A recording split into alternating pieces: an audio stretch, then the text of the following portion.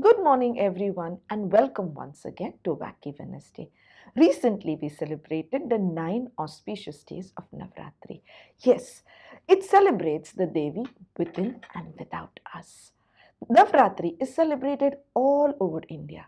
Every state has its own unique style of celebrating this auspicious festival. But down south, especially in Tamil Nadu, they have a unique way. They decorate their steps of the decorative dolls, where decorative dolls are beautifully arranged, and every year a new doll is added to their collection.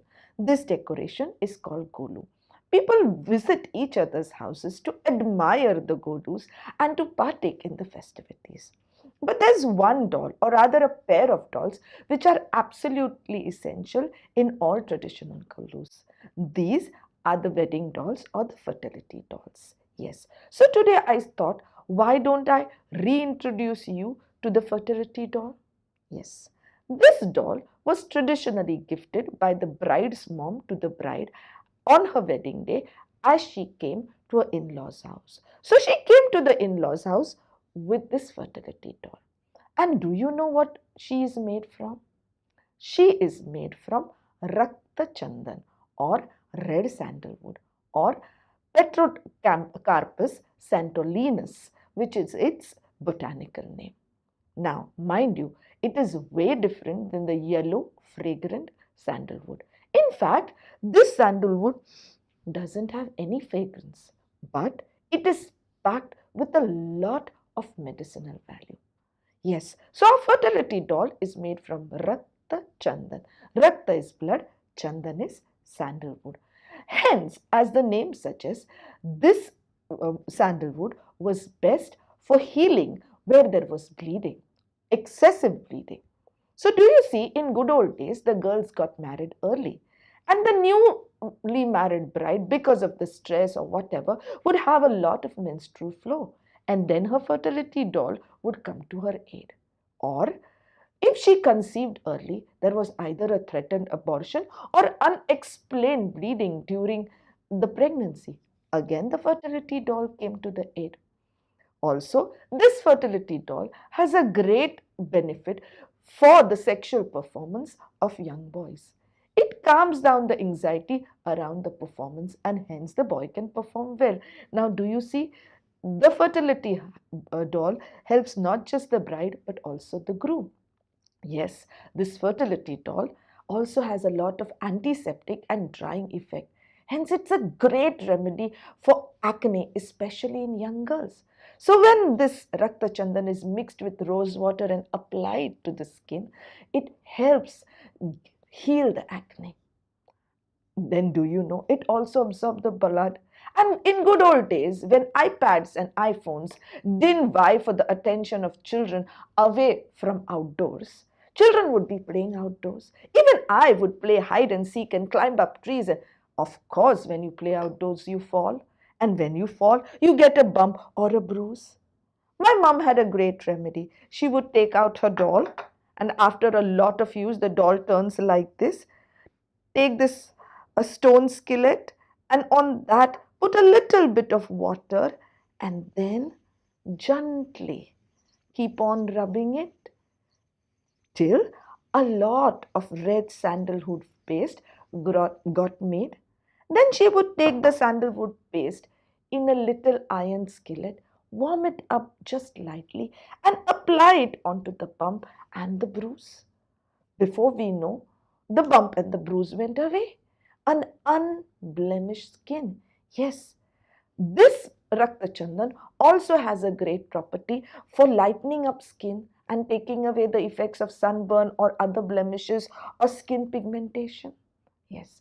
Then again, when you played out in the hot sun in summers when the Indian holidays are, children often got nosebleed. Mom's great remedy again to use the Rakhtachandan. But mind you, my mom was also a great believer in homeopathy. So as she applied the Rakhtachandans on the bruises and the bumps, she would also give us arnica internally. That's the good point of being a homeopath in India. You learn the herbal Indian ways and internally you also learn how to take the homeopathic medicines. Yes, this Rakhtachandan also has great diuretic effect and therefore is very, very helpful in water retention. It dries up, so chronic dysenteries are also treated with the Rakhtachandan. It is an anti-helminthic, so worms don't like it. But do you know the real medicinal quality of this beautiful plant comes from the heartwood or the center of at least a 70-year-old tree. Yes, these trees are native to the Indian subcontinent and flourished all over the Indian subcontinent. But then people realized that the Chinese redwood furniture was made with this Rakhtachandan. And so a lot of poaching started. Young trees were cut down, and today it is one of the endangered trees of India. So, do you know now this little fertility doll is packed up with lots and lots of health benefits? Then, don't you think we should all go on a treasure hunt to hunt for this doll in the puja ghars or puja houses of our mothers or grandmothers? I'm sure they are hiding somewhere around there back inside. And mind you, it's going to be a real treasure hunt because this endangered wood is so costly that they say the market value of this wood is going up higher than that of gold. So now do you see how wise our ancients were? In our social tradition, in our religious traditions, they have packed so many medicinal things, so many beautiful things, and we just look at the surface of the festivities without understanding the deep significance behind all our beautiful traditions. Isn't it time we retrieve them? And yes, if you do find your Rakta Bahuli or Rakta Chandan doll, please don't mount her onto your wall. Instead, keep her in front of your altar on top of the stone, and every time you do a prayer, whenever that is, take a little bit of water and then chanting the name of the Lord, whichever Lord you love, whichever Lord it be, just keep on rubbing it until you are able to make some bit of sandalwood paste. Then put it on your forehead or put it on your neck. Believe me, it will have a cumulative health effect, and before you know, you will be healthy and happy. If you love our videos, please like them, subscribe them, share them, because sharing is caring, sharing is loving. Thank you and namaste.